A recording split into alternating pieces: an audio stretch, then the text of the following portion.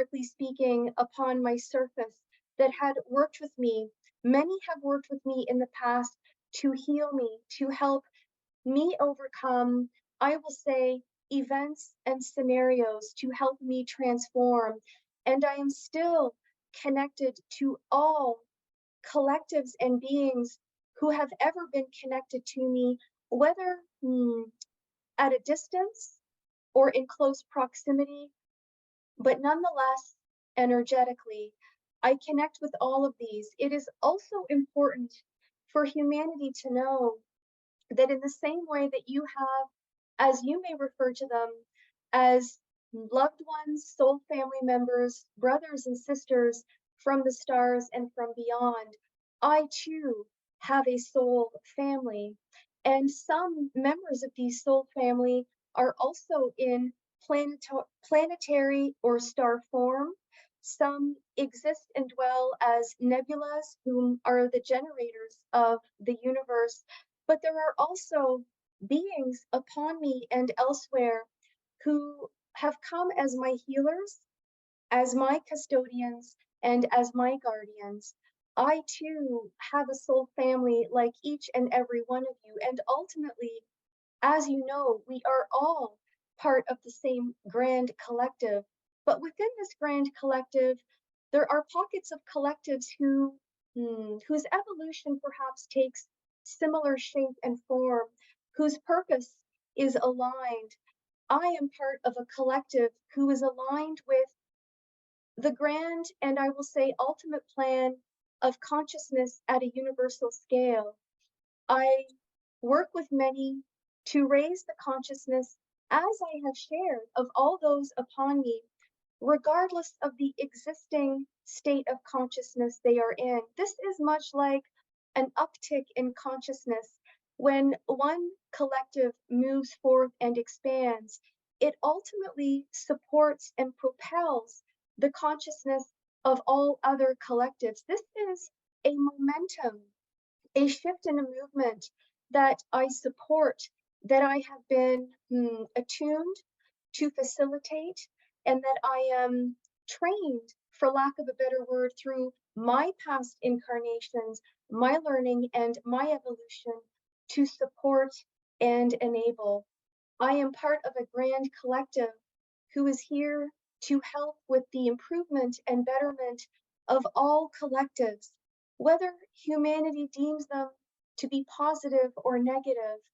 I am simply here in the energy of love to provide a forum for love.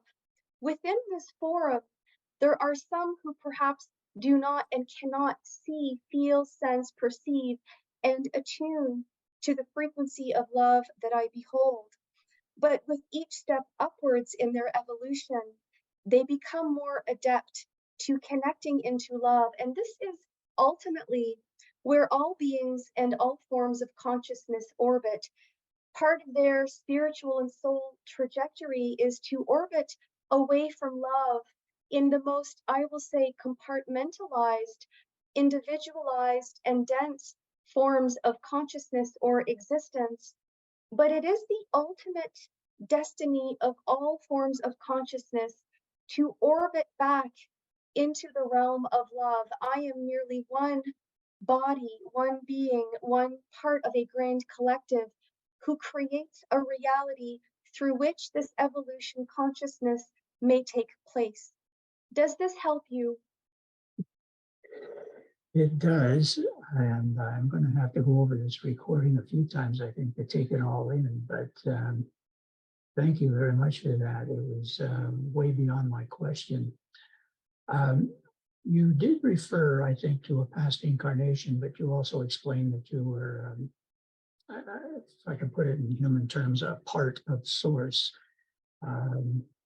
prior to being a planet or expressing consciousness in the form of a planet. I'm wondering what's next for you. Would there be a point at which your evolution is sufficient that you may then choose to express consciousness in some other form, an ascended master or something such as that? I am in many ways at the level of ascended master, but the role that I bring is very different and unique. I wish to assure all that I will be here in this planetary form for a long, long time to come. That is my plan. It is also in alignment with the grand universal plan. As for beyond this, this will depend much on my growth and where I feel I may be of service.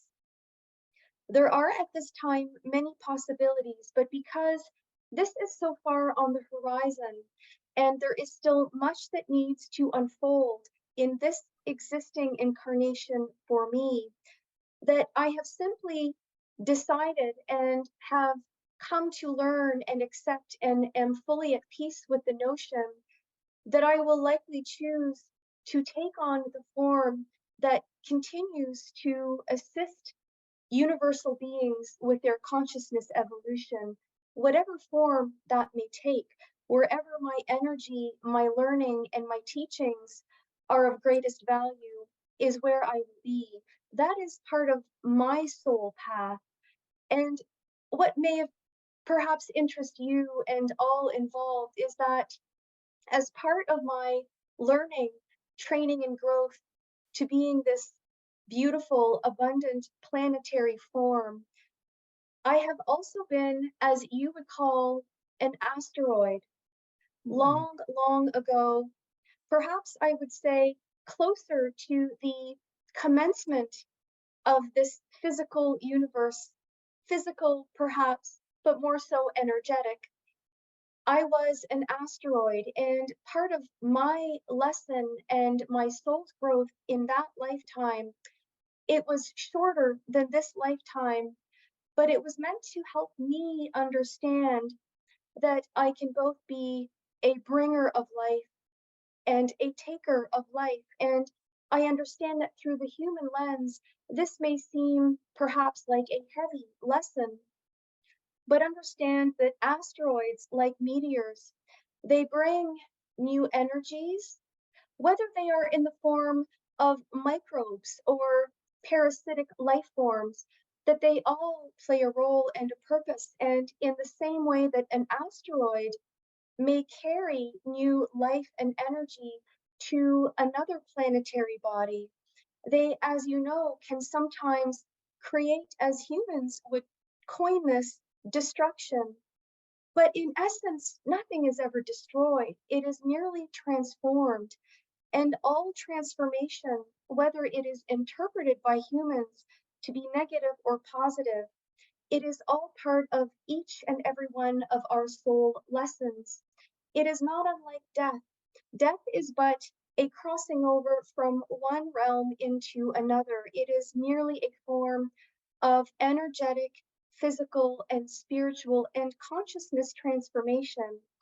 As such, my past experience as an asteroid allowed me to understand that I can encapsulate both of these experiences simultaneously, and that in essence, it is neither positive nor negative, but it is a necessary step in all forms of evolution and growth. You referred a little earlier to other forms that walked upon yourself, and I got the impression you may have been referring to either early forms of humanity or possibly other civilizations that were here. Could you give us a brief kind of history of sentient life on the planet? Yes, I will say it was always ordained for me to be in existence, like your existence and the formation of all other beings. There is a physical process, there is an energetic and spiritual process that is infused within this formation, this creation. Though my essence is of source, my physical creation is from, I will say, a large swath of highly civilized beings, benevolent beings. Some of you refer to them as creator or builder beings. understand that this does not in any way contravene with the notion that many have in their religious beliefs that all is created by God. What everyone must understand is that all things are propelled and moved forth by source, but that each being is in and of itself a creator, and that they also possess an inherent desire to create, to generate, to build, to give, to learn, to grow, and to evolve. For some of these, I will simply refer to them as the ancients. They were part of the terraformation or my terraforming, but there were many that have contributed, and many contributed for, of course, the greater good, and some perhaps contributed for a very particular or specific interest, purpose, or species. There have been many civilizations, some whom, perhaps to your surprise, are no longer in existence. They too have evolved and moved on in spiritual form. But these were beings who we will simply say were alchemists of sorts. They worked with biology, with cells, with quantum energy to create in a multitude of dimensions. It has been the purpose of this planet to be home to many, many waves of beings, waves of consciousness, and areas of learning and opportunity. And so many of these civilizations are beings that you would not know of in your present existence. But there are some beings who are connected to those ancient beings who have perhaps taken on a slightly different physical form, and they are now scattered throughout your cosmos. There are more of these beings than we can name, but they have been here, they have worked alongside me at different stages in my development. Some have also worked to appease, to harmonize, and to bring about an equilibrium of energies within me and upon my surface. For there was a time in which this terraformation was quite volatile, and it was necessary for these energies to be calmed in order for the life forms that are presently here to dwell and to exist. Many have seeded, many continue to seed, and many continue to study and to learn from all that is being created and co-created within and upon me. Does this help you? Yes, and again, it opens up a number of questions. For example, as some of our stories tell us, there were times on the planet where there was a great flood, for example. And I'm wondering, first of all, was there indeed a great flood? And was the purpose of that um, to maybe cleanse and renew, or something else? Would you comment on some of those kinds of things? I understand there may have been more than one major flooding, or almost a starting over in a sense. Yes, these are, as I would describe them, representative of different necessary stages in my evolution and in the energy and frequency, as well as in the surface environment that I needed to create and uphold for learning, for the various evolution in physical and in spiritual form of many beings upon me. There have been a number of, as you would refer to them, floods.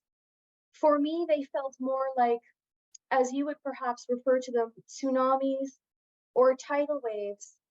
What is important to know and understand is that the causes between these are as varied as their effects and as any tragedy or benefits that may have emerged from this. Some of these were